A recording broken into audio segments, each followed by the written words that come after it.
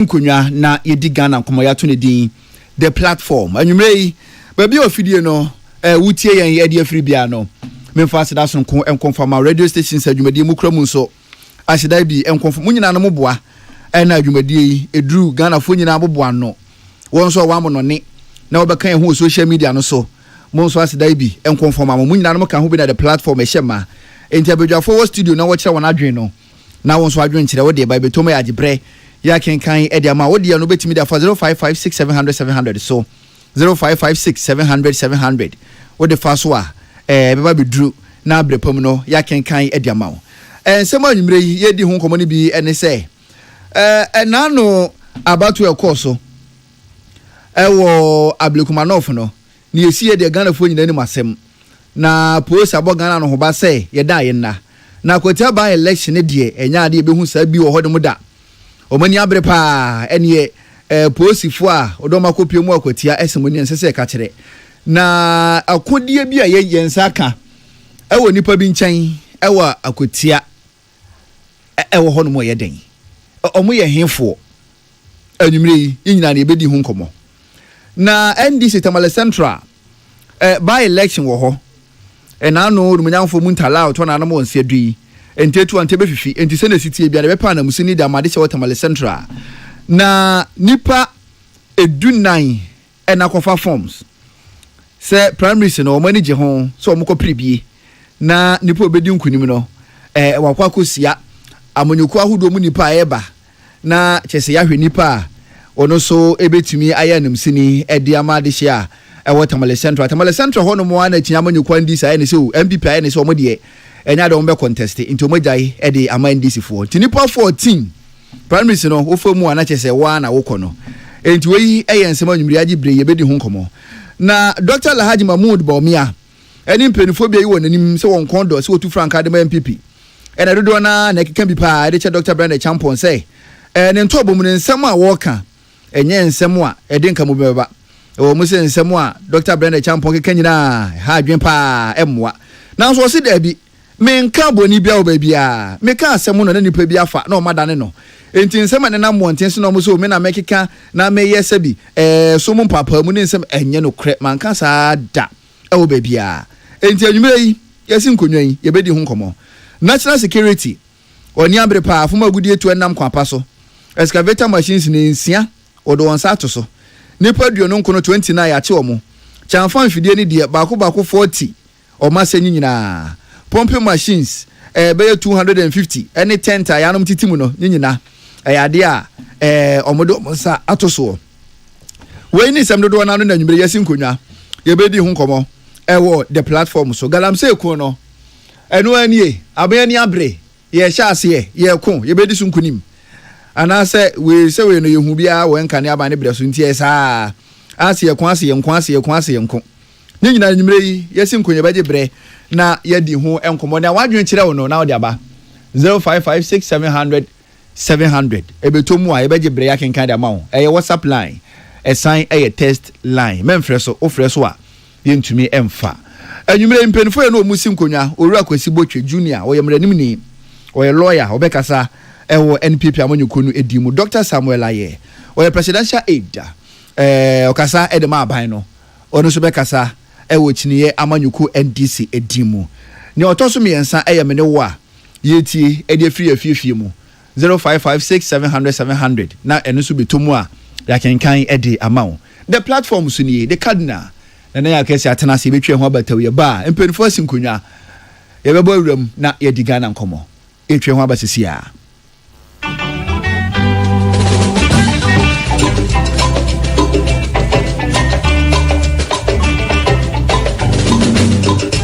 Baby, baby, Abwa Ghana, Ghana Bayo, Ayo, the Feminoro. So, baby, Abwa Ghana, Ghana Bayo, Ayo, the Feminoro. The platform, a pramen and your party pompeis. The platform.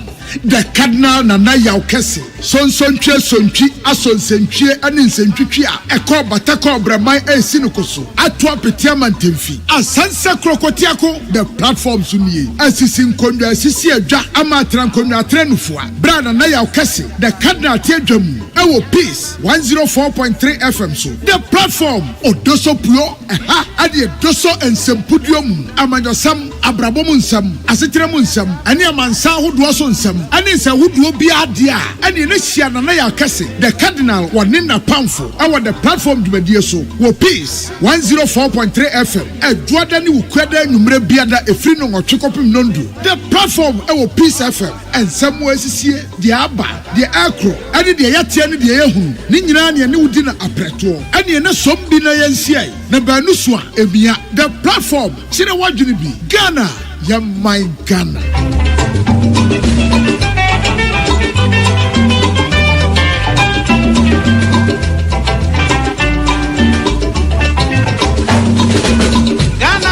Batana, Yamiesha no da da da da, Wamanu near my penny nala, now I'm not dog. Eyasa se batana, Empe Oku, Egia Hoku Eni, Nedi baby as Yasuria. Intia Seminal said, Yasum Gane ye.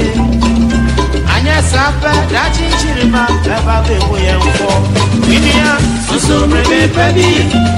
Wabwakana Nagana beyo Eyo Ekwiminoaro Soso bebe pebi Wabwakana Nagana beyo Eyo Ekwiminoaro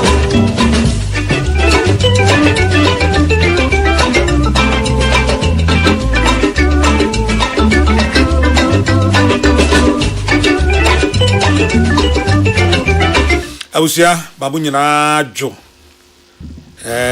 enyina jo from ebraso se yedwendwen Ghana ho enti me so me no abadwafo asinkonwa e the platform ebremu bia wo utie me bia me mo adwo eda wase se na nwumre odi afidi na to ase the platform enie onim se bra odwoada ene okuada bra na otwe kase ebo no akọ na wie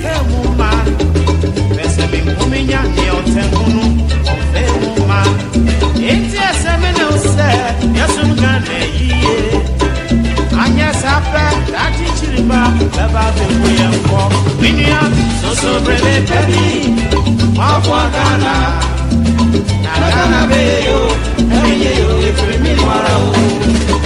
So breve pebi, Wabwakana, Nagana beyo, Eyo Ekwiminoaro.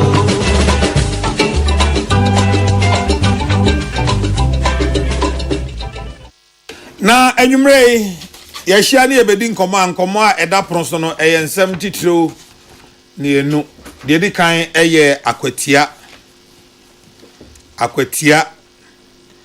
ena de tosumi enu eye Galamsey MPP ne omo internal SSM na afi de Galamsey no so aka ho na aye miensa sansem we miensa ena eda ho a enyumre ye ba bedi eho enkomo na minuanom Kwasi Botwe Junior Esquire ena afi Dr. Samuel Aye omumienu ena wase enyumre no betwe enkomo Dr. Samuel Aye presidential aid government communication so oka ho ena Kwasi Botwe Junior Esquire so national communication team member NPP penifo mienu nam no mo ba behia na yedi enkomo na ansana yeden komo no be hihye so yo ensemba ku mienu bi a enomede ebeto aso ansa de di kan ni se mokaya ebre kakra ni ene ye chi sanjuro ni ewu kumase untumi wo ye adwuma wo untumi ene ye chi no kumase se waka asem a ensem fata migidi se asem no so enya asem a esese epie firi obi o yensanchuro ni ano na oka migidi pa and menhwe mabeti na maka se enya asem a esese epie firi obi a ano na emom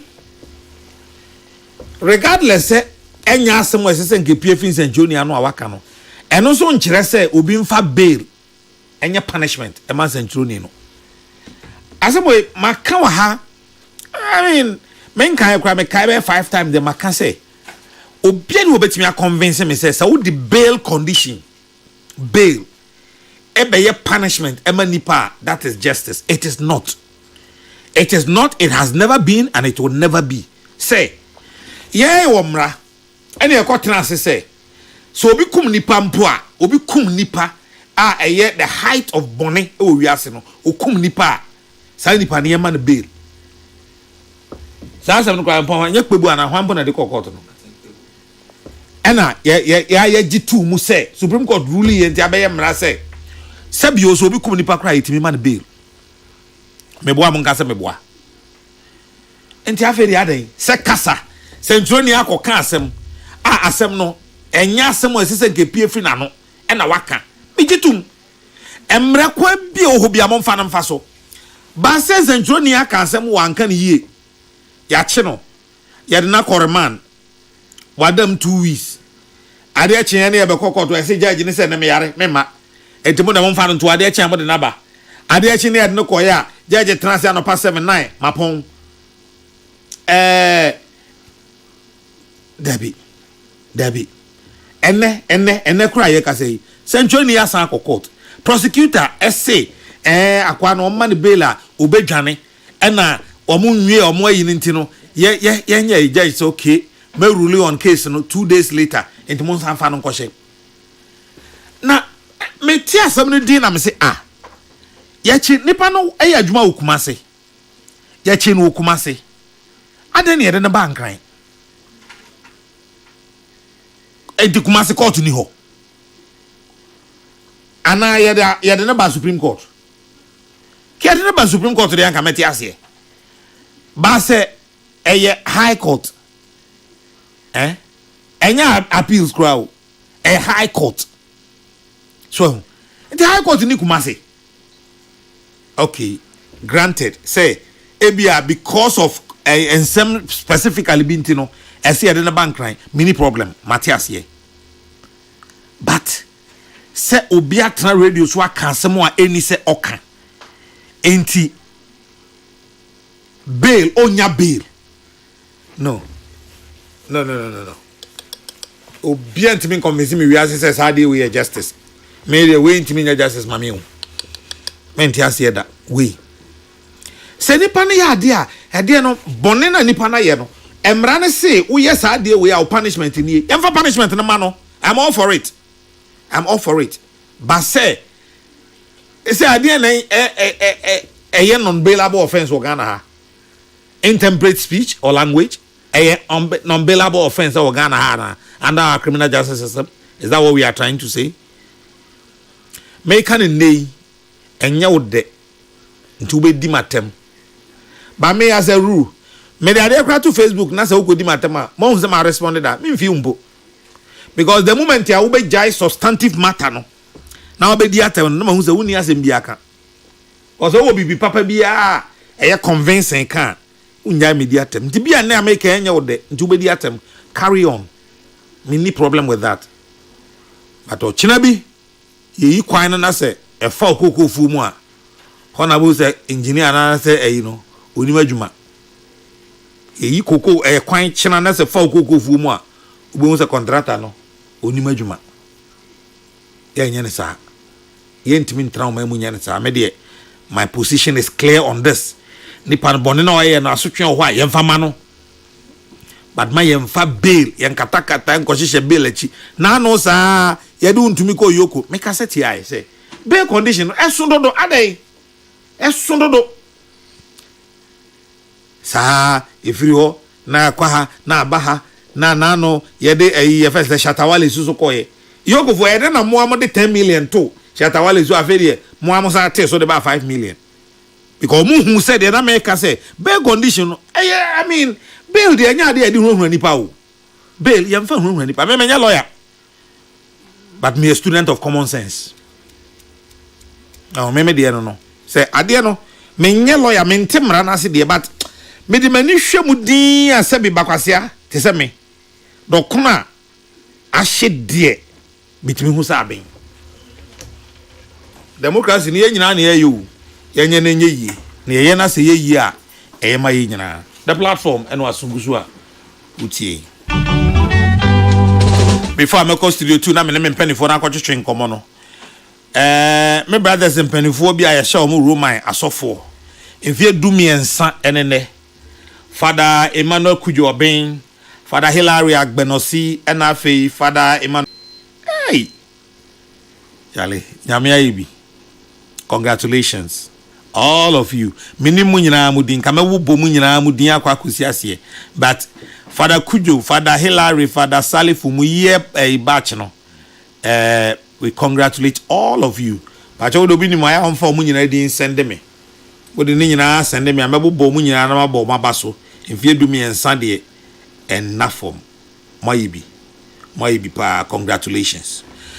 The platform in here.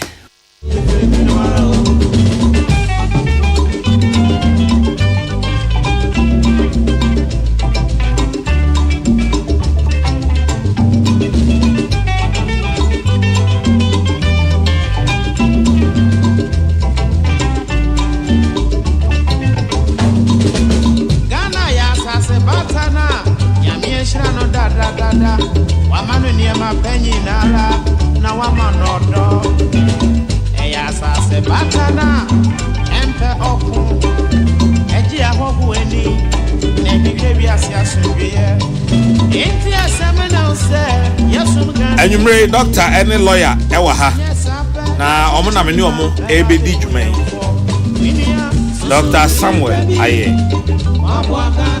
Government Communication Team and also presidential aid. Afi Kwesi Bote Junior Espa, my lawyer, and also National Communication Team MPP Okam, and also lawyer Papa. Penny for Mama Ju. Oh, cut down. Yeah, Joso. Namoya dear. Oba dear them quache and near Masuko you are Bamunti, Mijidi say. Ekoi paon Ekoye ma ye ekoye magana for do na of course baby I pese yeduru ye nu ye but kakra ye go so na yegidi say mra ese se Ghana for bubu nkompo akwahwe obachi ahwe baby I free buy any baby I gina na me sure say do na beji atum say of course ye to abapa and we made the right decision to elect the NDC into government to steer the affairs of our noble country. Until we be some say to sign the Amedi. Yamia do Majidi say bedu. Okay, cancel. The cardinal, yeah. Yamia dum biaboko, me party muboko. Hey, party muboko. Me party muboko, boko, Wow, good if you are kunyana atona, ye pray who but party nimboko, and say. Dia abano about comment ebinimu making idea and I'm sure say ninia can tokwa ne ho but ye ni mu antino I'm sure say time ni do ha ye be consem ni but we be aboko just that me say de bia metie peace fm bia mo ka de ba ko ho asem me so me de manu betumene ofanko insawom kwan no I think say na me say contractor na ba so. Yeah, sure. Say waba. But you better ni say so bitima SPD up work ama kwana ye more trouble kakra because and saying no say Nyankopon so dia change so kese en shedan to be in the last 2 weeks intino sanko bitima ye bibi kakra fa ho ama we say aban ne tua ne ka da ho no watua te say ne de adisrede ne de be ma contractor ne say on hena on speedy up work because they be a course ne complaints a menya free sa area mu ho na me say ha drink kakra ti the cardinal I think aside no de nyame ya de aseda ne de be ma nyame na e ka ban ne nko ade a ka ban na nke ente ha ti de aseda ne be ma nyame ede nyame ase adamu nyina am so asese monya ye ho adaje anwumre a ye betwetwe enkomo doc mpese me no efri ase akwatia hafa Oh, Kadna, Aquatia Bibi Aboko. Say, ye campaign machinery in the on grounds. omone ye nuanom e waketia Ghana fo e waketia eche die nti a omogidi se e wo se akwetia fotoma NDC candidate, a friend, a lawyer Bernard Bediako, who by far are one of the most experienced leaders in that constituency. Why constituency secretary da, and say youth employment. Why coordinator da, and say ye can the knowledge of the constituency. I think say he's far ahead of the other candidate. Say free the other political party no so the eba. Now, what is the message? The message is simple. Say he is a very experienced person. Onim constituency nim, onim kronim. Na say ukromo pete di una ma ebi eden ebika. Whichever way it is, no, he has been an integral part of the Akwatia constituency. The message near very clear. Say odim puntuo any yedie any development eba yebre yenuanoma omo Akwatia. Now the argument has always been simple. Say it is better say ubenya a member of parliament ni party wa bemu. At the very least, President Kufuor, former president of the Republic of Ghana, wachire mu say eye good, eye better, say obetuama obia, and now say member of parliament or ye part of the government in power. Or can be war ejeso, or can be war I think say they are enough or bekani now. And to say if we are going by that principle, na nyamia domendi si aban the wabemu. Na yenua Bernard Bediako so a member of the government there. It is only right say yenua no wakoti abeto aba e dia ma no. Na the message from the opposition no na e ya hosem kakra. But say MPP for candidate they say MPP for yin because o scout the boa party no paentia. Now was scout the boa party na say no say the constituency will benefit from you. Who can represent the people as the member of parliament? The good people of Akwatia, ye wo bu ni di pa mo say wo beboa aba parliament na ya be hihye mra na waka bia ma ye nuano mo Akwatia emfa ho ni di owoska. And right from the get go, you know, so there is no message from the MPP side. In MPP, no, it's all about money. And share omo flag bearership race no cry. The message has always been the same. Me na me boa party ne kese, me na me woska kese. Party ni mu na obi anywhere. What sponsor party ni mu tetem. So in MPP, it is all about money and money and money. No exchange of ideas, no governance track record, no morality, nothing. It's all about the money and the money alone. Na mejidi ye passe ye nuanoma Akwatia. Oma so ansa. Omo so ye Ghana for to say mene wo card na ne menu Akwasi botwa ene wa dress kama ote. Bibia e koso wa aban ni mu bia mfaso die bia aban no e de agu akwan mu no, they are also a beneficiary because omo ye part of Ghana. Kada mejidi ye pasa Akwatia, one of the businesses kohoso pa apart from mining activities no, transport. Also Akwatia a very busy town. Omo mu fi Akwatia koko for dia driver for taxi driver for. Se ne NDC aban ba konwa mu na dollar 16 cedis and now 15 cedis and then interbank rate na 10.4, 10.5, 10.6. Bank of Ghana rate is 10.9. 10.9. Far better than the 15 we came to meet. And because of that, say fuel 1 gallon. Na yes 72 cedis ye beto ye no. And then say na 54 Ghana cedis, 55 Ghana cedis. Ye nuanom omo ye taxi driver for. Ye nuanom a omo ye truck driver for. Ye nuanom omo ye 207 for. They also benefit from it. Until on a gallon of fuel alone, President Mahama has saved. So 10 gallons. President Mahama has saved Obia over 200 Ghana cedis.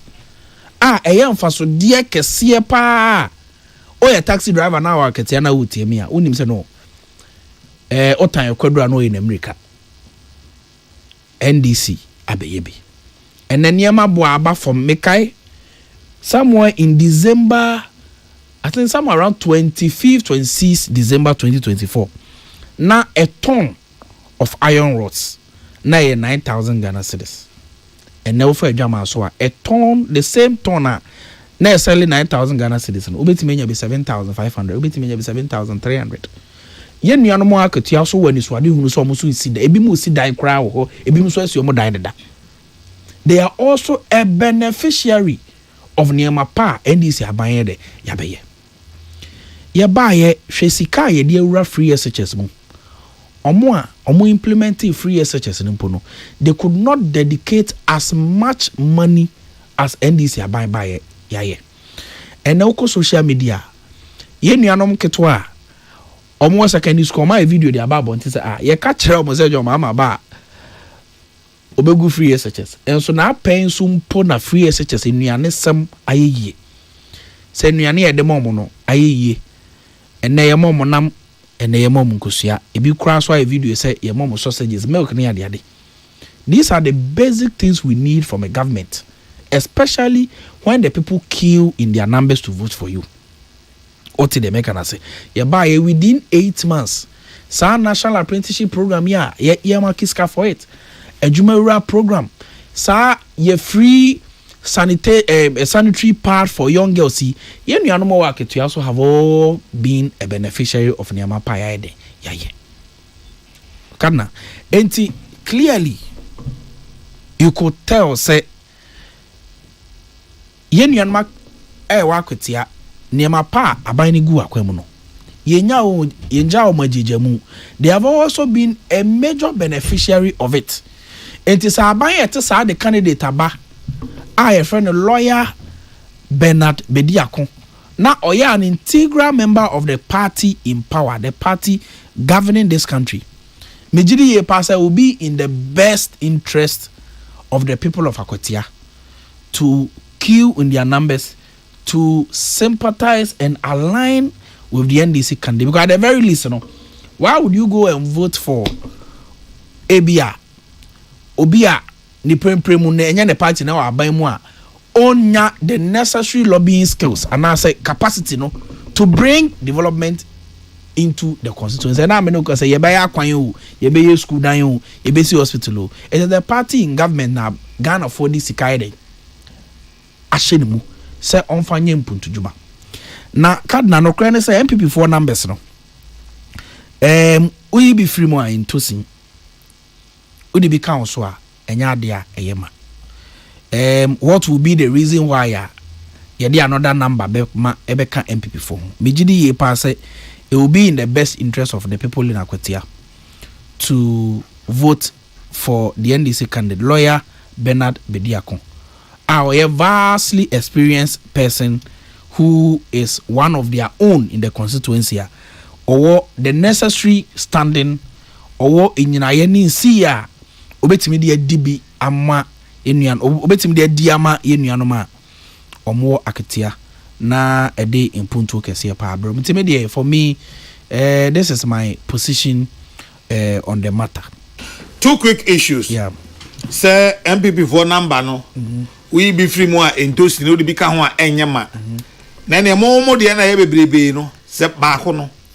Mo de ka ho den na ebe ye. Of course, it means that me ba nyabotre. No problem. That's number 1. Number 2. Party a ono oni fence aban mu de oto abama na MP abe. Are you in any way suggesting say free na cross here to aba na party bi an MPB ne party ni aban mu a sa constituency no ye cha oman no mpuntu a onka mana menkasa when we say Ghana democracy na ye no eye political parties na sponsor candidates. Political party no so share a certain vision. They believe in a specific way of developing the country. But the point is that only na be say ruling government obi a member of a political party in government on the president na campaign obi anka say of course say NDC wa ban mu a lot of projects in regions and constituencies are yen wini about ho okokuma say ya KJT market I wo ya kama ya ma omu say yen wini about Ashanti region but the president did it for them. But the point I'm making is that it is extremely better and safer to vote for a candidate the president any diakunya and I say the nipa ni diakunya so the relationship no ebeya kama no metimi ayeduma. That is my answer to you. Second question anyway. MPP number ye be free man dosing of course na say sisi baby MPP numbers na dui na mo na ne omo no mo yeketwa ndi ba ko kan nya hwa mo de be dey be say de no e kire say another voice aba be ka ho a ama ye numbers ni mo ayedu na mo de aye yetimi de akon ne ma pa Ghana. That is all it means.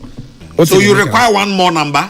Oh, not that, but the point is that say epokran so to gum and you kind say and I'm not also saying quite. Of course, we need the numbers to rally behind His Excellency the President. Na or the impuntu aba na ni metimi akoye. Nti for me, that is all about it. Nti I am encouraging the people in Akwatia. Omo ye nuanom pa ye wo obuo ni die wo domo mo. Say omo koto aba na omo hwe chini no. Omo hwe the NDC candidate lawyer Bernard Bediakono mo to aba mfama no. Medase cancel. The cardinal. So when medase am say me na kasa bebre ba nsem a waka ni nia no. E bia ni wa me ne ya adwen wo. Am say wasan kasetia ye minority members of parliament I think say was say onya kwanya ni bi mu na obekasa opa minority MPs na chew. Any MPs are omatna minority Dania was so pomuni acho because the kasa o kasa nia na kire say onya minority MP na wa ban ni aban mu a untimi for development enko on persuasion, which I think a very unfortunate statement.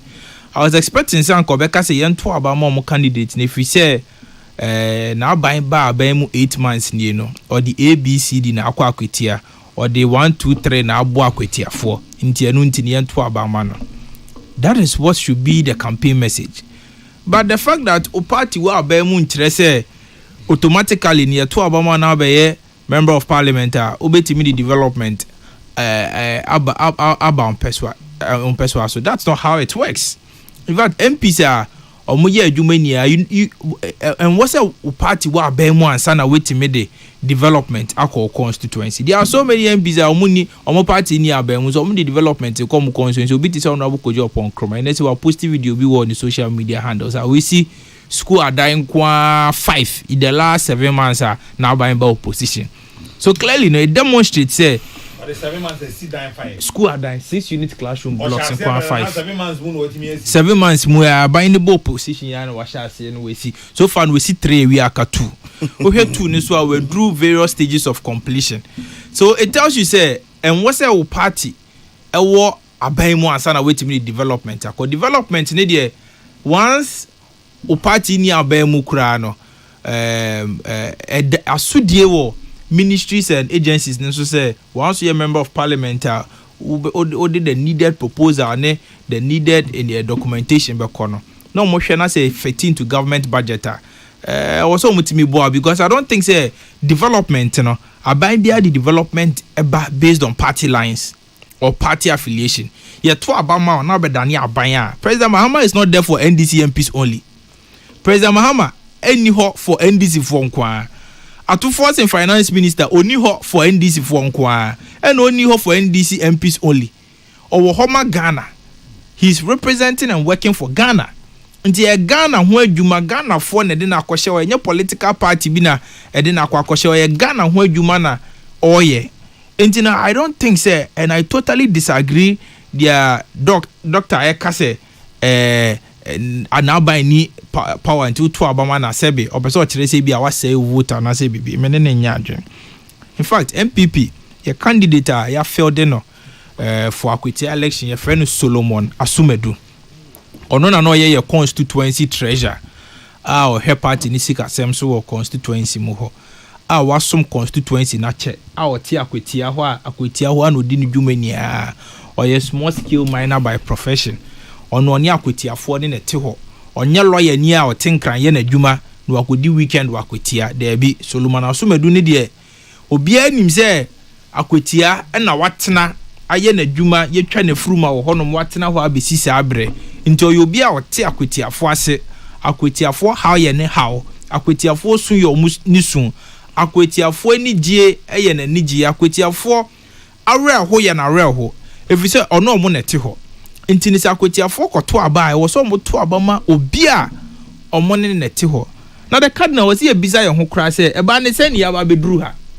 sɛ yɛkɔ akɔto aba yi obi foforɔ de nti yɛaba bɛduru ha ne sɛ aberanteɛ kama sɛbe nyankopɔn ɛboa no ɛma ne timi bɛdi mmarahyɛ badwani akwatiafoɔ to aba ma no 7 December 2024 a yɛswear ne in 7 December 2024 yɛswear ne in 7 January 2025 obedi MP 6 months pepepepepepe o 7 months pepepepe ɛna nyankopɔn menka ebusuafoɔ ya ɛto nsa frɛ no I think say kwan a yenua bɛma no fa so gyae hɔ no ɛyɛ kwan a na ɛyɛ kwan a na emu ɛya papa enti ne aba beduru sa abre na ɛyɛ kwan a yenua no fa so gyae hɔ ɛne adwuma papa ɔhyɛ aseɛ enti na MPP penifo kɔtena ase na ɔmo ka sɛ dabi we dia yɛkase yɛ san kwakɔyɛ presidential primaries bioma ɛmbo amanyokuo no enti amanyokuo ni nya yɛnka yɛ hombom as nipa baako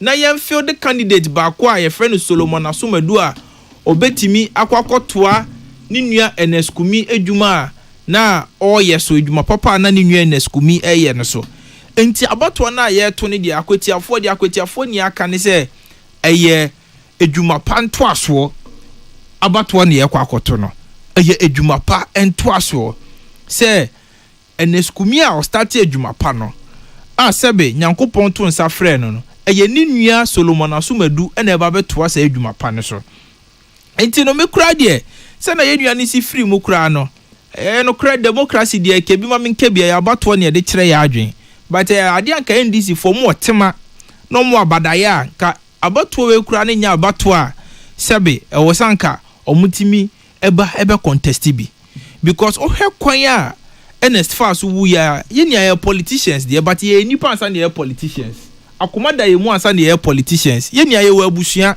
ansa ne yɛ politicians enti no head the circumstances are obedi akonwa na 6 months and in fact you also asked the very important question say mo numbers bebrebe a mo wei put on the way then e be ye mo because say no mo 2/3 no enti no 2/3 na mo one way munya then e be ye mo but it clearly demonstrates say NDC nye party a omo abadaye NDC nye party a sebi nipa awe ho sem ye omo awe ho parliament akonya de entumi fa hu obi mobo there be minka se fa hu obi mobo but I'm saying say omo mfom mra bi aso omo kogina there be minka so omo afom mbra ehuma bronim there be minka so omo hu nipa mobo but I'm saying say the American say ye nia na ye nipa ansa na ye politicians the cardinal sometimes asem bi timisi ye nia ye timika say minka ebusuafo ya helicopter crash see someone you kwa e wo Ghana ye nia kan hu bom sun ye nia adwuma na Dr. Mahmoud Bawumia ni engagement ni meetings o ye ni opportunity ni on hold say ye money for 3 days ye nia ye fan so man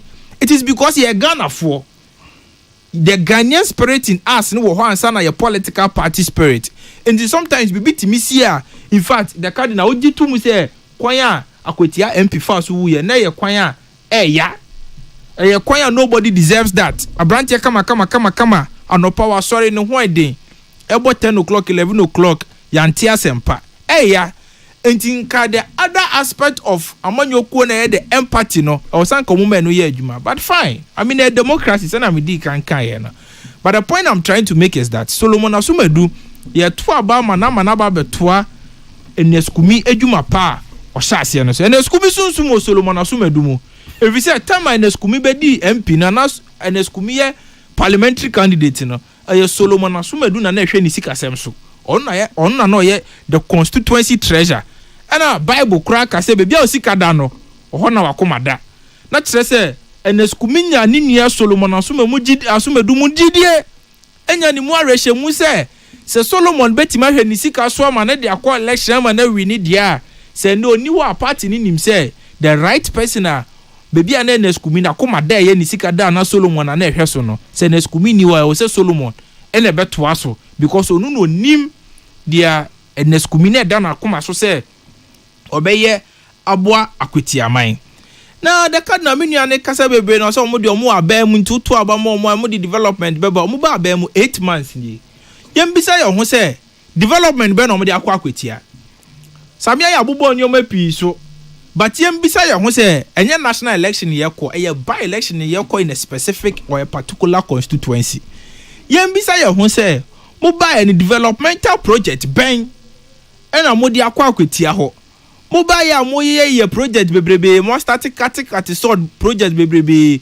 project ben kura no mo ko launch bi wa kwetia ho a ede at least e be contribute to the social capital or economic growth of the constituency munya bi say and so what is the assurance say the assurance here to abamo mo di bibi papa be ba constituency mo ho there is no assurance in any case ye ni members of parliament omo aban awo so mo aban ni tama na ndisi wo aban mu 2008 besi 2016 ano mo ti aban mo ntima nya hu omo constituency and so it is not true say automatically na ye koto abama NDC candidate na because NDC wo aban mu ntino ye to abama na akweti aba be dane heaven because the president na wo aban mu it is never true say na propaganda enya no kreda it is never true because se kwatro kwase obema wo nana akesu be ni ebu ni se kwakasa obema wo entoma ane kan sa onim ba tieni din na nipa ya o se oba be more developmental project oba 8 months then or the aba centralist nka Dr. Samia ye abrante kama kasa ma ban ko kasa yi no a kire se ye ba 8 months ya yes so and so kilometer of road e wa kwetia ha ye ba ye si chip compound 5 e wa kwetia ha ye ba ye yese ya renovate school we ye ba ye yese ye ba ye bia ye the cooperative mining say e bia ba kwetia ana ya yese wa kwetia then so ba ye wontimi bo ade ba ko pe president Mahama ne na aban ba ye 8 months ni o metima ya ma kwetia for they have done nothing in the identity na was say yetimi to abama omo it is not enough for you to say because your government is in power and to abama in a by-election. That argument is a very weak argument. I don't think say I will say to me influence you be. But Nanaya, I think say about one year corner. Making the circumstances surrounding about 1 year about 20. Then the cause for a free and fair election.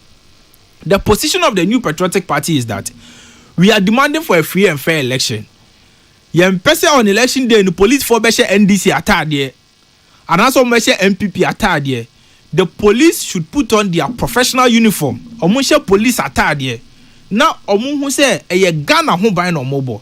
Yen person ye be hu ablekumas adie ni bi wo ho. Wa bra ye bu civilians, ye bu MPP for na police for na ahwehwe han. Ye ko ablekuma by election we ran 19 police stations per no.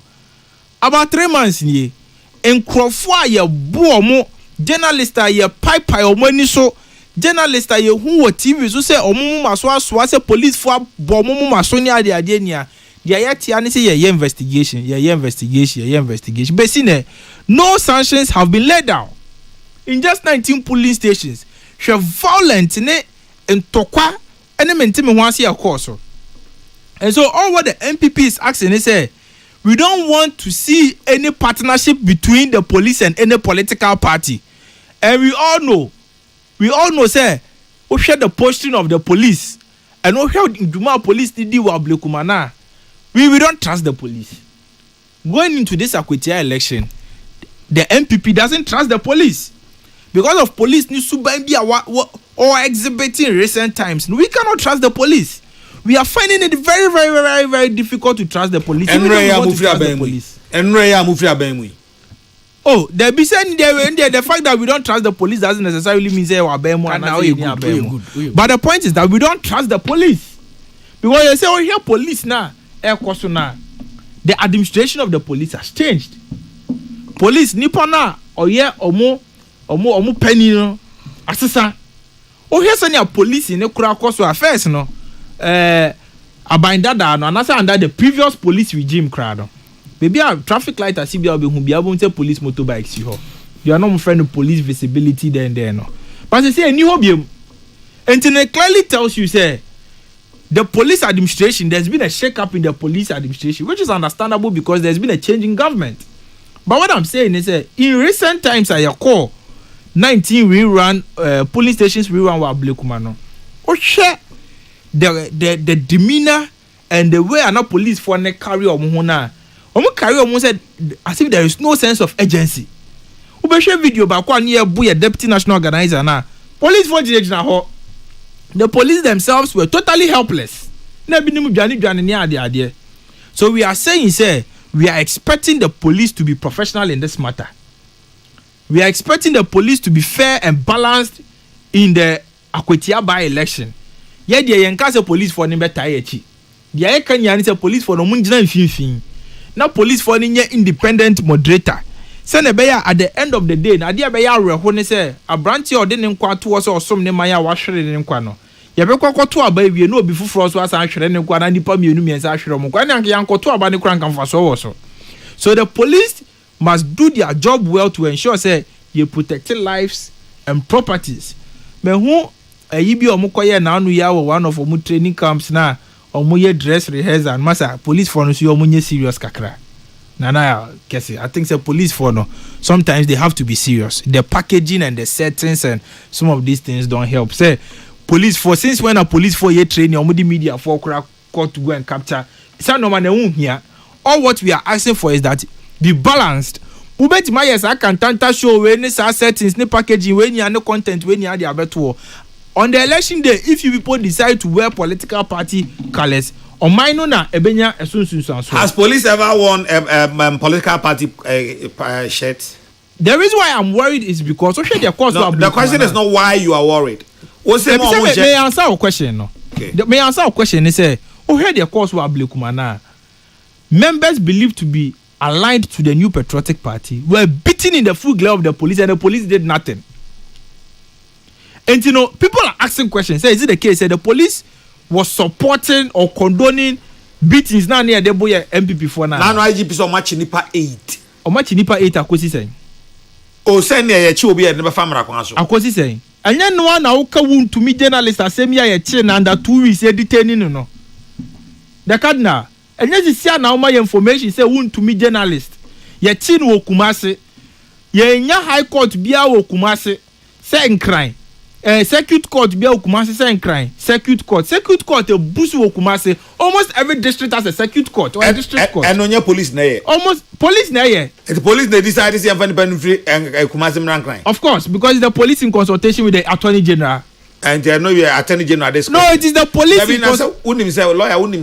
It is the police in consultation with the Attorney General. Mm-hmm. So you know, the person who would say once Attorney General Bamuno.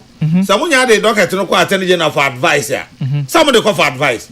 And then in all circumstances. But what? No, the law doesn't say in all circumstances. So there is a threshold. As a threshold, you know, depending on the kind of matter.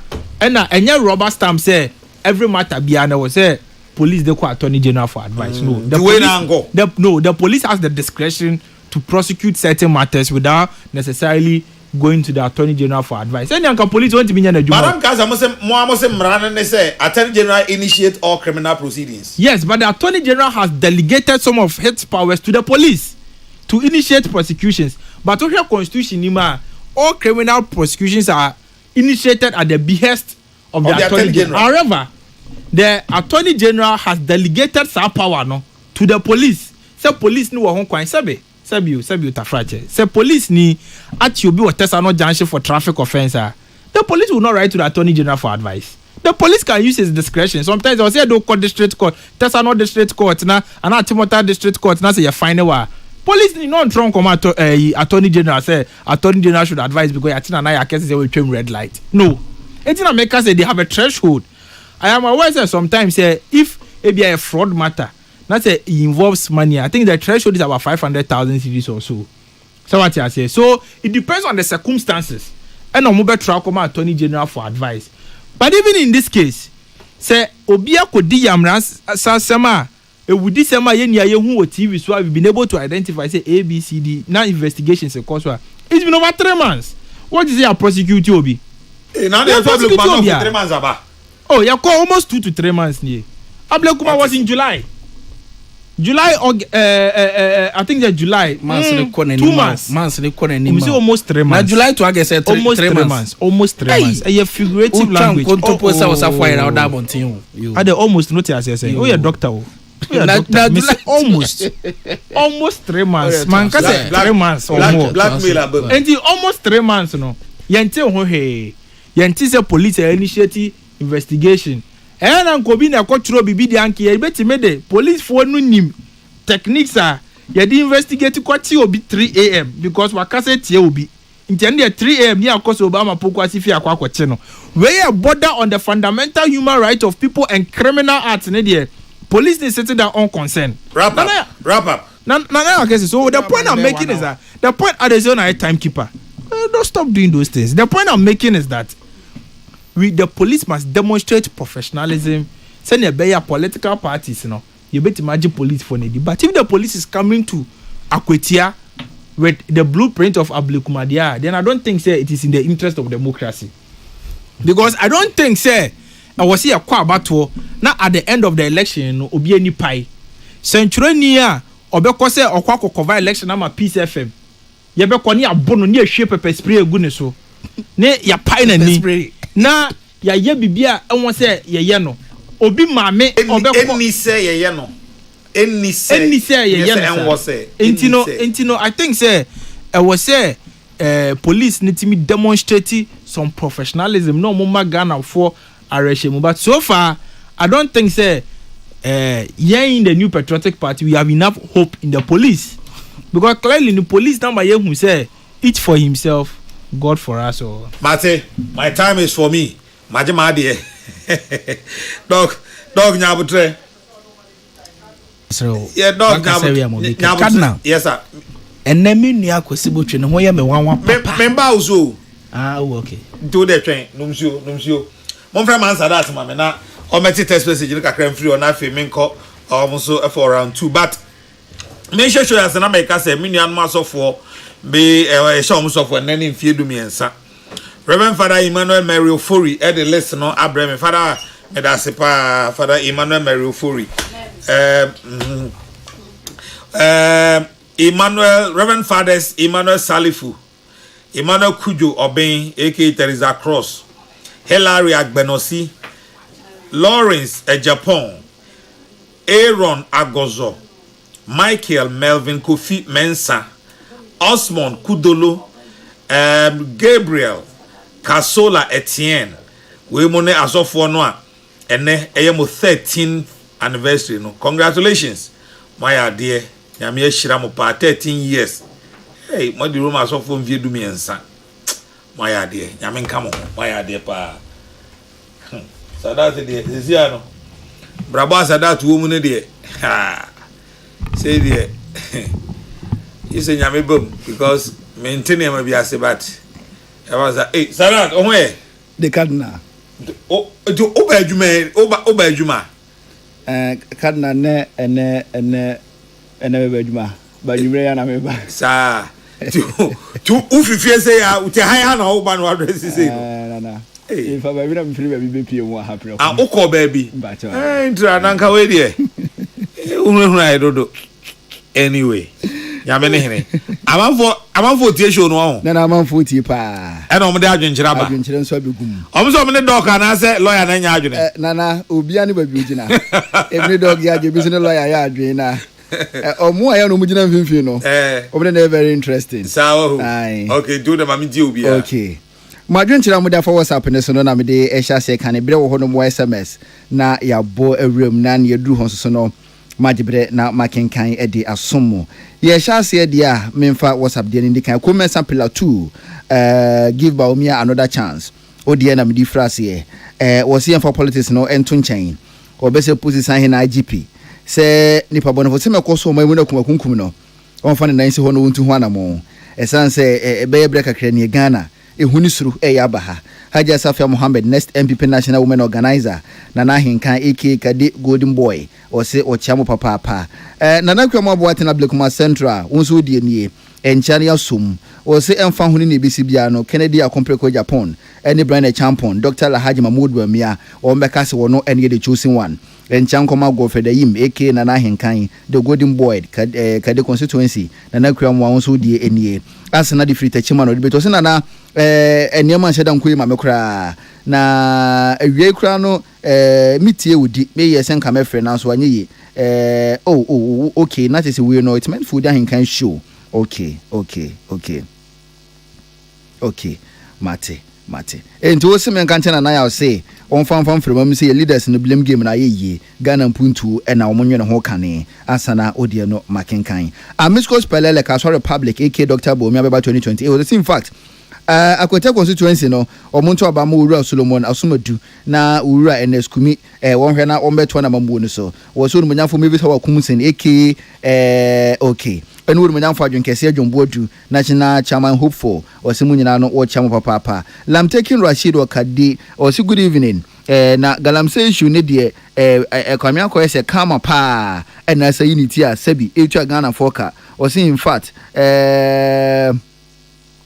and this in civil societies no omunye na ahwe pressure omode to former president Nana Dankwa Akufo-Addo and Dr. Lahaji Mahmoud Bawumia so on declare the state of emergency ne abansi saba ye hwe say and this aban declare state of emergency ne ahwe kwampa be fa so Galamsey no ye de ebeko won so dia odi ebetu mu eno no na okay lam taking Rashid Ali Baba ewo Madina ono so ni die enie oso constituency bian ehia development sasa ne akotia omuso hia development pepe penti so omuso omani abe no mo development pa dia na se o maame onu aduane omukase a na wo cha unya ne yese fata na maame ni mukase a wo beden ne ye aduane na ame o enti wo so onto abane ma lawyer bidi akon na eno na obetimi aboa na empuntu amo akotia mo pe no mo nsa atumi aka wono so ne de wodi ebetu mu eno no wo say one onumunyamfo Faila Fuseni Madina adwuma no yepa wo so wo chia wo Dr. Same Aye Alibaba wo Madina na won so di we ebetu mu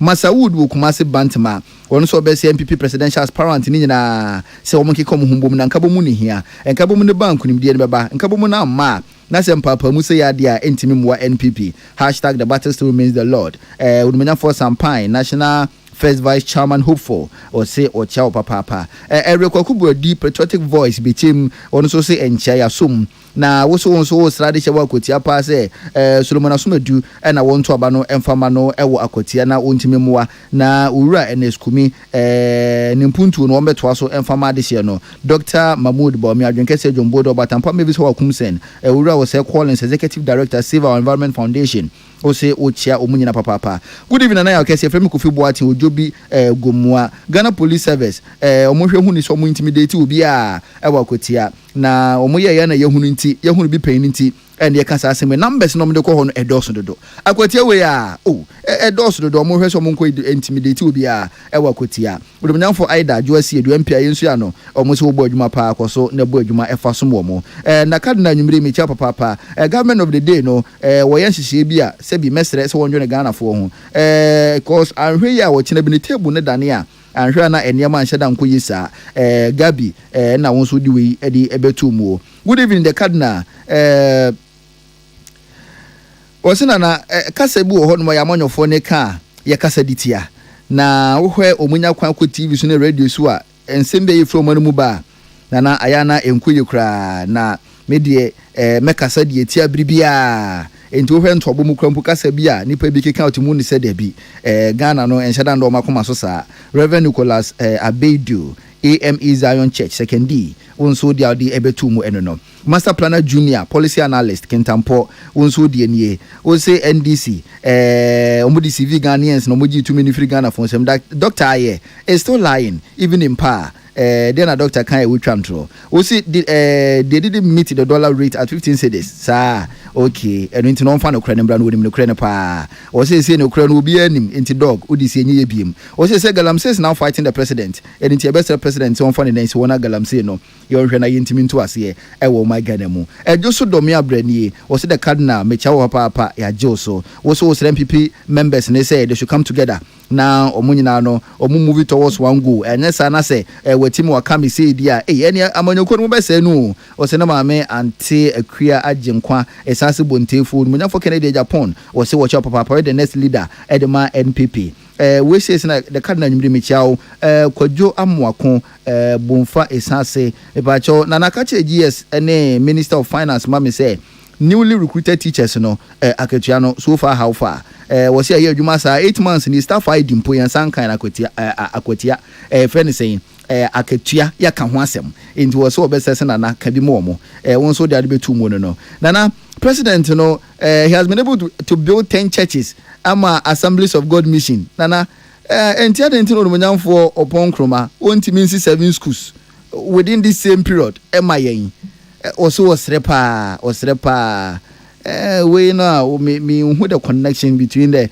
government and the for Ponkroma. But anyway, Chosa, Eddie Free Taifa, and one also Eddie Ebetumo. The near case and you bring me chapa papa, or say, catch a dog mammy say, one country at 2 forcing, and the president say, 10,000 workers cocoa border, why employer mono, $1,200 a month, and no muisti, ASK Mudupa, or brown farmers ebre, and to cocoa board into farmers, cocoa farmers.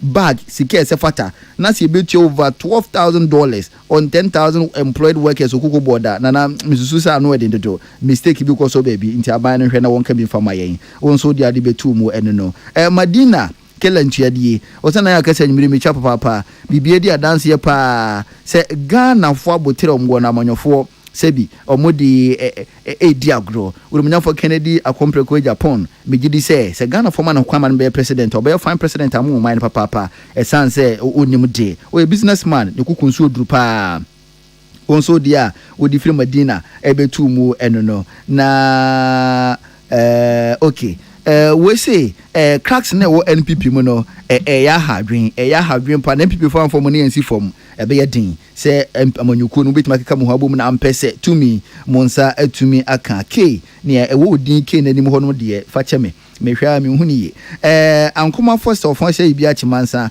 o se Ghana for ehia peace awakotia election na yekom na obesere isi say isi hwe huni sa ba na ebetu awie no bibia nkofo mo so ema yenkonka se isi na isi yempe bibia atesa isi hwe huni sa sumdwi ebeba o ma me ye no so October 24th. Okay, yatias here. Good evening, the cardinal. Me hwese police for omokwa kwetia no omekwa ko ye behwe hu ni so mbe ye adwuma son ene adwuma den wo ho ye mpeti ma mensi ubia police for gina ho so na ye bo amanfo so muntimi nya hwe wo se police for this number of people ko ho no mu a mo hwe hu ni se o metima ye adwuma na ye beto ba ne bewie no asumdwi akotia fo mutu ebe hu no bi odi a odi fra Shalaja Patrick odi betu mu eno no piti brim abrewan ko also wo camp of Dr. Brian Champon incoming presidential candidate 2028 also na onim ni say akotia NPP wafa na hands down nyakopon wonhyira wo say ene eye wawoda Gasti man e wo brekum the cardinal wo say journalism aya na wo ye no na ni je ho pa nyakopon wonhyira papa na nkofo bi de ne de ubo radio station di fa cheme mintimi nka wo say omo ka ho omu gu sentrefo ni ma se pa ene say ya che ba ko ye de ne kokota wasase I am a hero onim ne ye ba odi ade betu mu no amfa odi anhye okay Gasti man brekum.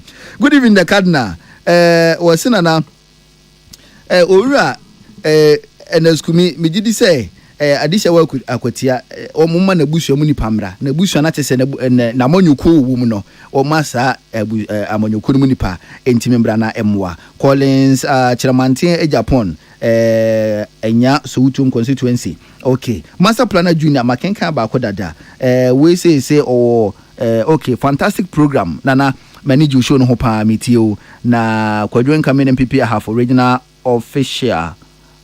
Okay, Sheila onso die enie cardinal me wo US abridgment Sydney na nyumre metie the platform media free osana na MCs ni ahemfo bi na police fo bi omo ha adwen papo Galamsey na yentimi nkunu nyina na omo na hye akire o MCs bi ne police fo bi ne ahemfo bi omo a na hye akire illegal mine no nana sa aban for na nsi fom na police for na MCs na ahemfo bi no wono o man kasa ya na Galamsey ne be ko a yentumi into ase enti ne so ne krom achem kukubi ohene wo charge as little as 10 Ghana cedis if you Galamsey for okay fa cheme yamfa ne se eho no okay betwe fam enti ye yi ho no frim ye yi ho no frim man kampo na we dey fa che yanka kura enti we dey anu ne pa fa che the cardinal okay wo dey na makenkan ya mama kan bibi fantastic go be for se hwa sanwene so o si a suspect ya che omo in connection with the violence wa Blukmanov no o be say police san hene say omo investigation a emudo enkoso omo nsemu ye ntwe omo so se ne yese ne fata na berepamu no anase da foforo no bibi sa ekoso a obi emfa na beti enkohunu na amanfo na na ya kese I say how would you the NDC explain to the people that once encourage that me shut down to bro for us ability come me try some my digest ye think me try some kind of bro so say na na bit me abowa but still me try some digest here me ntimi end sada to Amazon the family no so ne yanko okay nana Kamal amasama broni was so for NDC omo 8 months omo ba ye no ye nhyada hu so omo yadwuma bia e de aboa yen wutimu se ne omo ye nyina no in their own interest na omo ye enti ye best electorate omo akwatia se omo nto aba no former Asumadu MPP parliamentary candidate no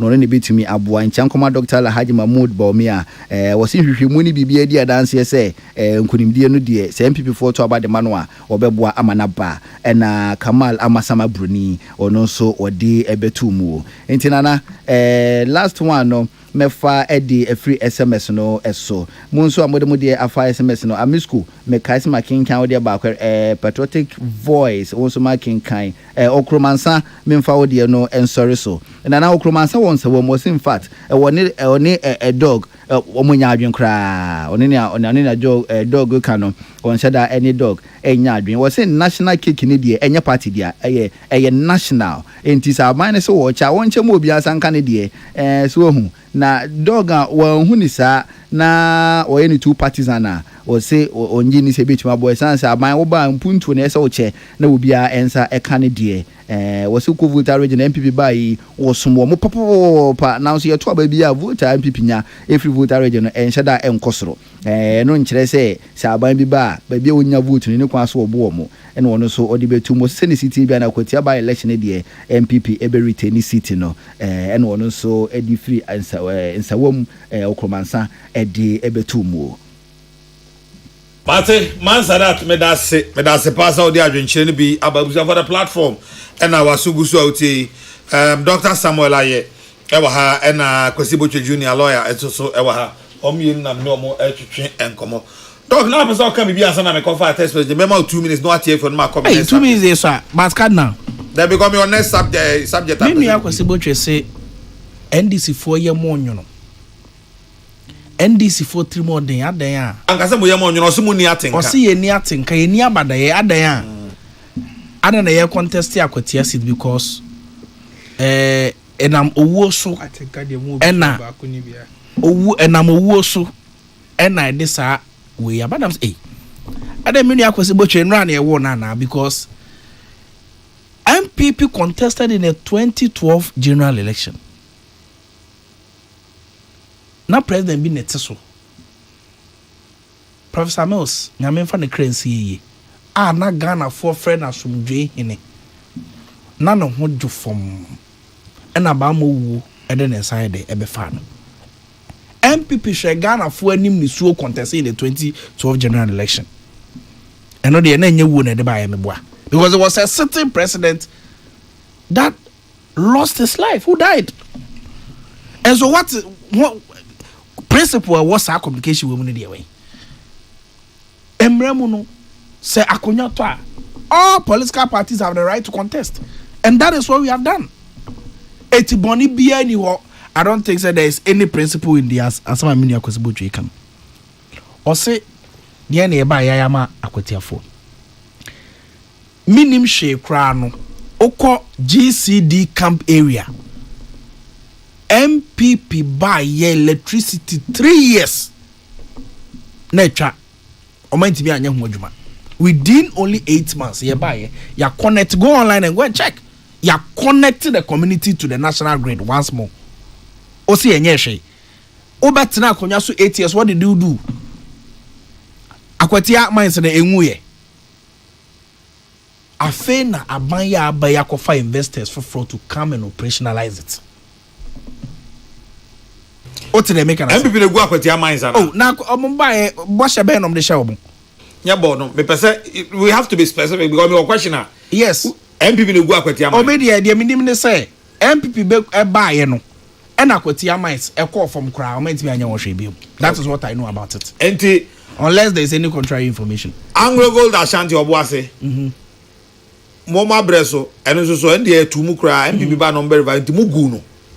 Oh, there be, and I said, can I manka a Anglo Good Ashanti? Me go minimum answer. But what I know is that when the MPP, politicians, there be no crown America. That be you. Who say? I make up with yes, I was Anglo Good. Me minimum. En fact, there be. So there are different circumstances. It doesn't matter. They are all mines. Who say akwatia mines? MPP in the good. Na Anglo Good Ashanti, who owns it? Debut. As one make na. I say owner.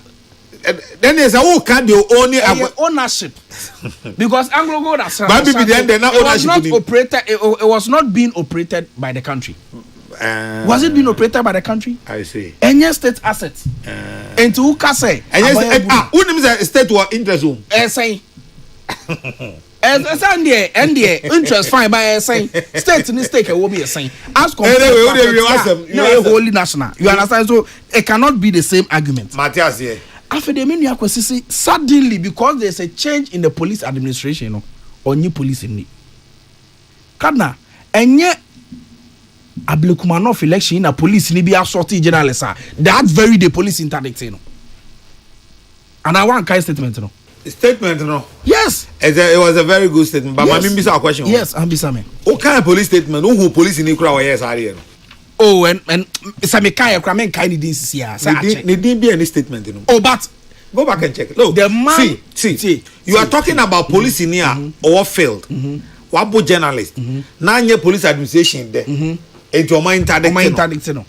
But that statement, then to me, I'm say which police doctor I believe, sir, because the statement was immediately released after the incident. Immediately, you been about be answer immediately. The point is that the police was interdicted. Who was that policeman? Oh, Kadna. Me say some kind statement. The statement and name ni paragraphing kind. But it must be put on record. Say the police was not involved in Sani Maboni Koswe. Me, the information I picked was that AMP before now internal we. Police. If Okasa police was not involved, I am comparing it to what had happened in many years past. Because Ghana, hold on. Also hold on. Yanka kwati AFN say Ablekumanov. Yes. Incident they see. Police work or some kobo ye ho ban. Osi police no munye involved na AMPP Mamenkasa me say okwa Ablekuma police ni ba ko a yehu sa waye ne mabone no he was interdicted sa brutu gidigidi ye ko so Ablekuma no of na yehu say nkrofo adane omo ho onoma amafo from flying python ye omo kobo amafoi. I know say the internal wranglings within the MPP. And na police gina ho yeden. The Baumia camp and the Kennedy camp. Matthias here. Na police gina ho yeden. Now say after we know omo arresting Nkrofo. Why can say they arrested people? And omo prosecute your matters even outside the purview of the Ghana Police Service. You see agent I'm running. So wrap it up. So as compared police PR can maybe our question no problem. As compared to the previous year, I was didn't we see state sponsored tagri during the I was by election. Emma yede police ne national security accoutrements Emma Nkrofo a ya train you 1 week person omo fa tu no mebubu Nkrofo. We saw it. The short committee recommended some recommendations. President Kufuor issued a white paper to defend all the things that happened. And of course, omunji police indeed because of what they had done over the years using state institutions who have been mandated to protect the people of Ghana. And then there is no way I will say there is state-sponsored tagri, unlike what happened under the MPP. It's a completely different thing. I have trust in the Ghana Police Service under the leadership of IGP Christian Tete Yonwunu or Boy Juma. And see that. It said you see here under the MPP what happened in the house was going on. And now the CBB at Tessa. And answer any election ever. But it is a point that must be made. But that's it. And see, Mammy tell you, and if you uncle the other subject, no problem. In fact, media in seminar work can ababi and intimate harm and crime response. No, but no. Okay, in seminar work. Opposition here, Pacho.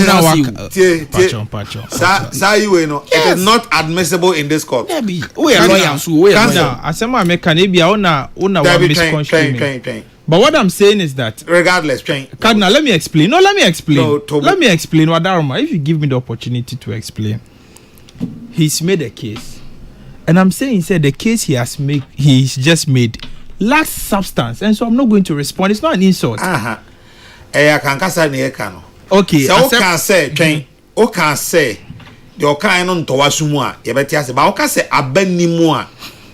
Okay, it means something else. Okay, the Okai and Nya Simbia was a Mina.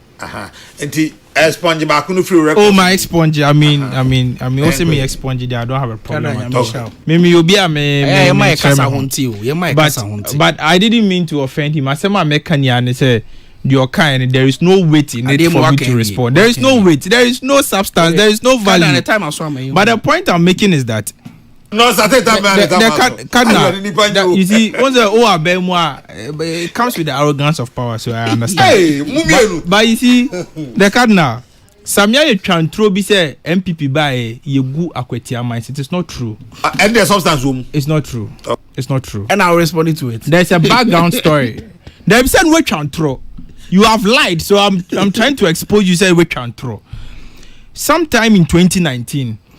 The card now Bekaya Akwetia mine no yedema company be a friend Great Consolidated Diamonds Ghana Limited in 2011 and NDC for signing our contract no in 2011 no mo sign our contract ne ba abemu in 2019 no and ye hu say company ne de o mine ka $17 million because now was a company need to ask $17 million in fulfillment of the divestiture implementation committee.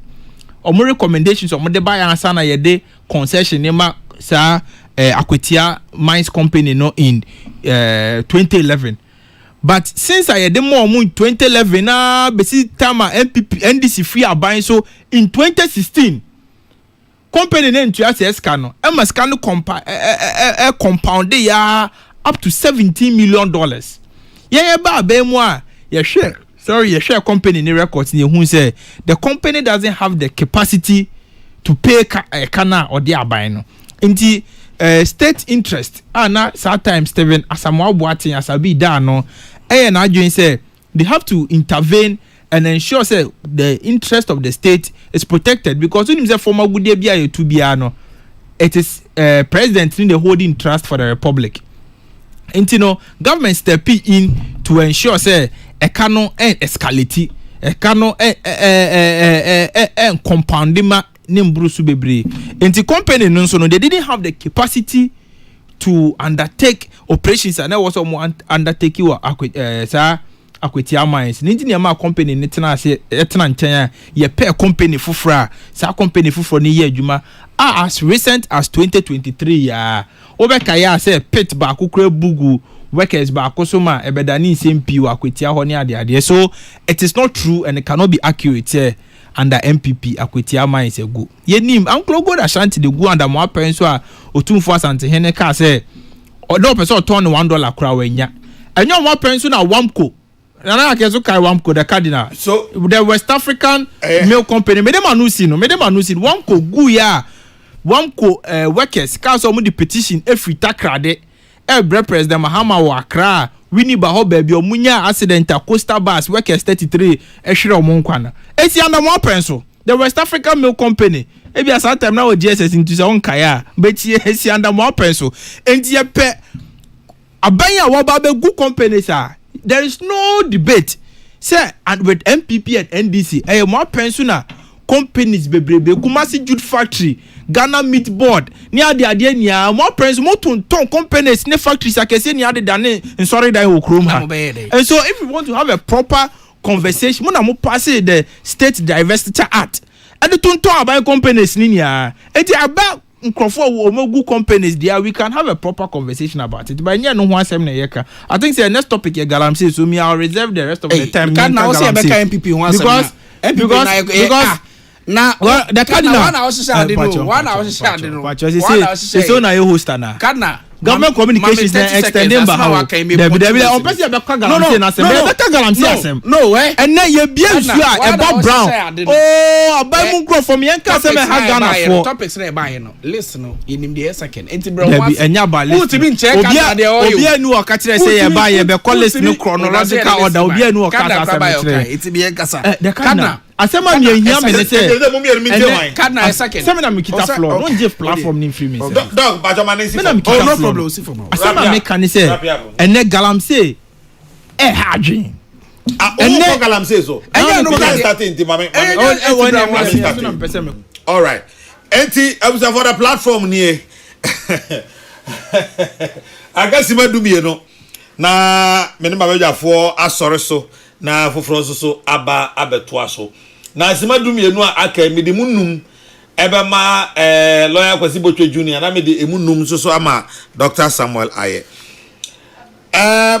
na onya botre oprio David na David nya botre for 5 minutes uni ma dia me be o so se card for 5 minutes mane o se o kasa mane kasa for 5 minutes ni we common sense communication common sense right mame kasa oh bayobi kadna say o de o ye private public private partnership a state mine o de ma private company dem akwati amawie ho yabi we so 30 seconds we 30 seconds kadna dey na 20 ugu tie mame mfa 20 me mau the last 5 minutes for me 2 topics na aka ne mu de wo befa bia nde wa wasema ti sa wo pese wo de ya akwati a hye ne so say e kan 5 minutes no ho na 5 minutes I can 9:49 kadna me da say so obi de uka in a public private partnership on sorry nkogu no the same mentality and omo de ye banking sector reforms no there were banks that needed support and they could have worked and made profits for Ghana. But almost spending 25 billion egu banks. Emma thousands of young people. Omuluso omejuma. Ewo kromu asi. She can now see about NIB, National Investment Bank. No more they over 8 years, no more to publish on audited accounts. You buy a buying the 2 billion Ghana cedis a rubber bank. This half year alone. From January to June, NIB are making profit of 74 million Ghana cedis under the leadership of Dr. Zakaria Ene Thomas Hughes Emisa, MD ni omo deputy. And to so be the car on Tibin Tuyaka. Make sure so be Tuyaka now operationalize no. Don't collapse just like you did during the banking sector reforms. Eti no enkoda eti mu na mu gu akwati amai no. Kadna MPP mu eja edamu nya asem ketwa. Na very very important right kadna na ewiase yese ori efo nsa no ahwe ode na de wudua no ana de ugu no eno ana utwa oto adubone a ebika wano kadna when we were cautioning Dr. Baumia from 2016 2020 2024 during some religious tribalistic comments are not all here because of elections. Okay, say in 2016, okay, say Yantumano because of represented or the Quran Ebeko Jubilee House. Okay, say run up to the 2024. Okay, say Yenuanom Kramofu, Yen Yomote the diet dorm, Yenumuni problem. Mimi ko school, me roommate 6 years in an oil cramoni. Ye did the bomb, ye did sala, ye resala, nam ye be abono. He sought to create an impression that there is a certain division. In doing that, no, run up to the 2024 catch say Yen Tomano because Oye Kramoni, no Oye Kramoni into na yafano, not because of his competence. It is a ne another candidate so I exploiting someone who can against you. I think sir, nobody has that right to complain. Enti and I make a choice say de ugu no enwa na ucha. He who comes of equity must come with clean hands. The yede wa enya wo de no yemfa anyobi onua. From the dadena e catch them say so religious divisive politics are ekoso no enye mekai ye nuanom kramofo wo program your friend Molid President Mahama Kobi omo invite no Dr. Bawumia so Kobi Dr. Bawumia was teasing President Mahama catch and say eh masa wo be ye nwura enwunu be hia hia oye Kristoni a ye Kristoni oye kramoni a ye kramoni etu ni di Malam John because ose John Mahama every seremoni na onye kramoni to be peden won kramofo program ase but today the same thing you did politics on obi de ye campaign tiawa you are talking o tire me kara say eti eja ewuda MPP mu no enya de ketwa the ena omu contest yi so asan on eti a lot of things we spoke about. Dr. Bawumia Nkrofo akopose 16 cents of Dr. Brian Champion. Dr. Brian Champion so for so akopose 16 cents of Dr. Bawumia. The very things are na ye come from opposition say enya the panel MPP for the attempt say propaganda. Ye can slate hosters asem say nipa bakofo abeka kire say omo they don't make profit but omo Tommy wa they were making profit. Na MPP for say propaganda and na Dr. Bawumia for say yampa na nipa no o ye minister mpo or ton Ghana properties will be the president at the end of the year for Dr. Brian Champo. Tama na ye can say the management of the Ghanaian economy before 2024 under the leadership of Dr. Bawumia as head of economic management team no. Na Dr. Bawumia mo number. Owie no osan show highest levels of irresponsibility. Say Ejuma President Kufuor de shine nsa as head of economic management wo manage economy edu ba bi obeka kire say otu President Kufuor for kra ontie. Or say the decisions of economic management is not binding on cabinet. A chance President Kufuor the person failure to understand say ono Dr. Bawumia to for ontie oye Kufuor e de ne sheka ase. E catch say the ekosu na President Kufuor ne ma papa ni na ono Dr. Bawumia ba bone ni the President Kufuor e ka no na people for say propaganda ene the same Dr. Brian Champo camp and the Kennedy camp so publishing near ma bonia e course and the MPP are no mu gidi say entwa ye because Dr. Bawumia na no ginem because on time na so to summarize it on to summarize it o time na so na ye de ato edu campaign na ye bebo ye mateme da se papa edu campaign no amomo ni nyina bo boss amomo bia de pepepepepepe me da se doctor aye me you afrim da de obeka bia emma me da se cancer also for 5 minutes or 5 minutes no so na mo po me you afrim Dr. Samia ye kasa no me man the respect and the courtesy as two young gentlemen yaba program kaka so to say Peace FM 5 minutes are the man in here no mambo wa 5 minutes ni my interjecting no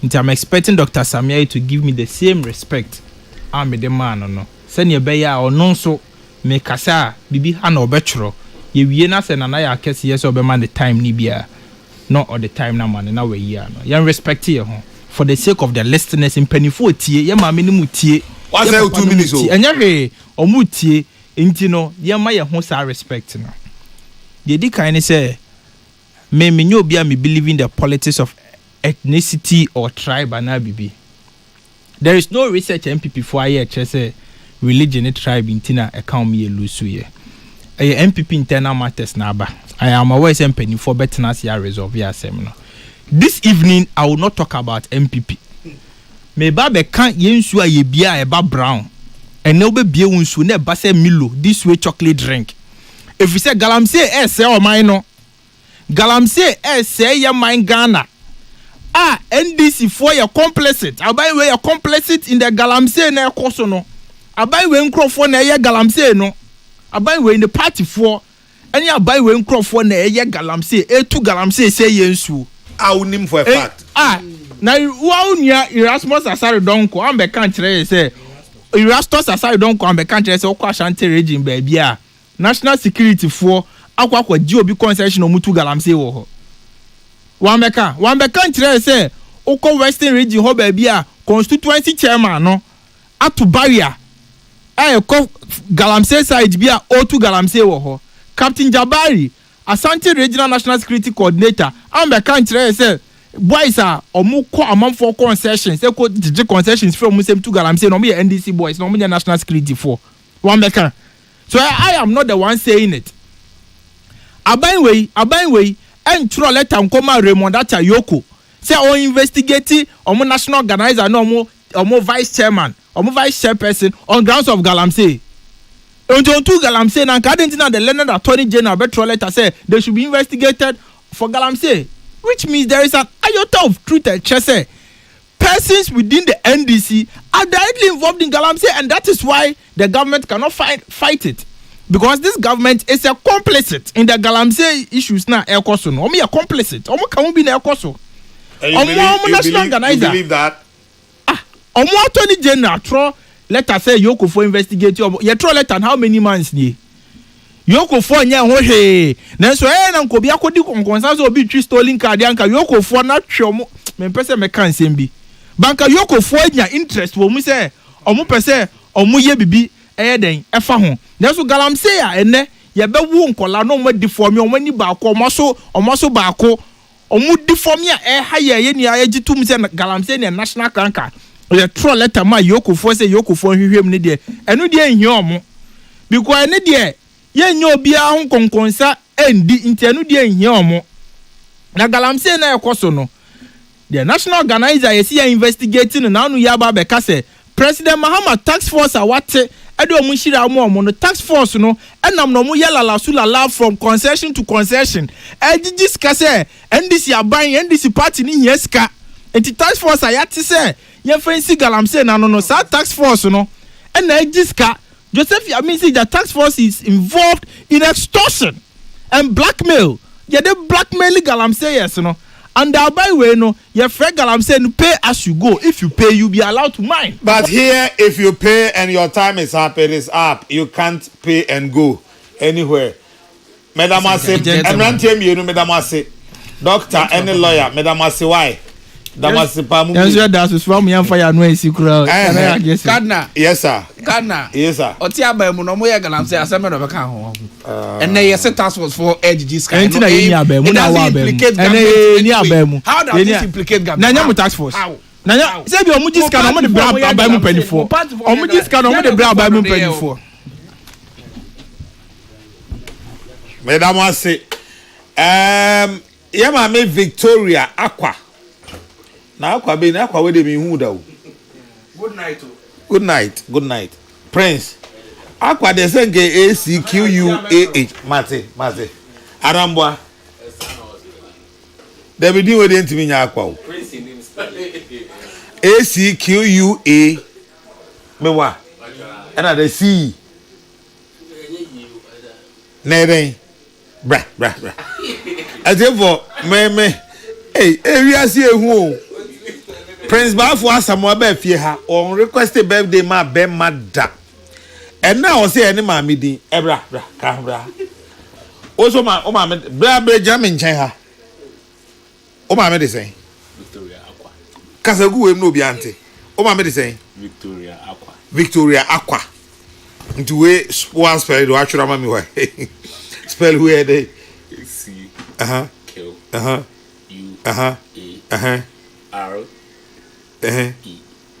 C. Q. U. R. E. ACQUARE. Jakwa no. Hey. O ma mi di.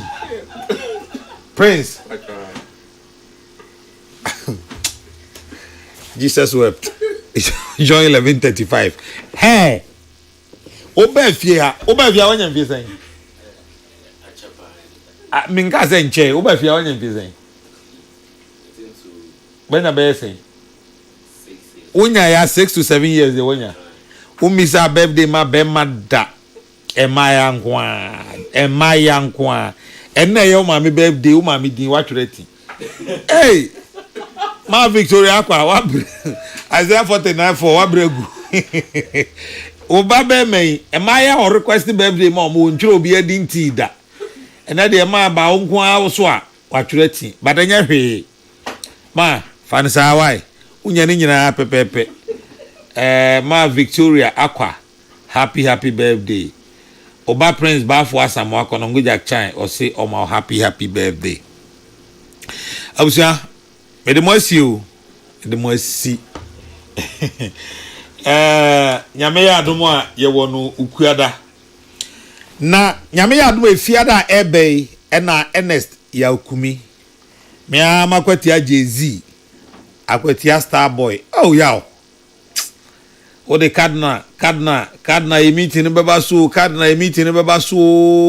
oh erade Ernest ya okumi erade mfa ne kransie yi mame tinyame ya adomo efiada ye bekwa akwatia akodi Ernest ya okumi ne na awotweda ansa na ne benada onma akwakoye by election no nti efiada de ehwo se ye nyina ye behia ewo akwatia ya okumi ne yere ne mma na busua ena na manyo se mu maame Kate Jamfua omu nyina hyeden nyame ya adomo afiada ye beba beta mochi ne yedi enua no na awotweda ama bibia aye kama Patricia Sifa Fisher Prince Bafo Asamoah Henry Kwesi Minka ena Man Sadat omu na hihye ena mdi ho chiame ye frame na na ya okese me Catholic gidi ende onim se hia me pa tu hiame a obetimi aframe the cardinal me de radio asumdwe gya obia unya akwan etie ye ne anadwe hwe ohusu yie eno ankwa ankoto amane bia mu me de asumdwe gya wo me de ende nya John 14:27 na Yesu ka se me de asumdwe gya me ama asumdwe o mi ni bi nam de gya wo Yesu de na ne nyina ye nam ho na ye de asumdwe emema ye ho makra mu nyina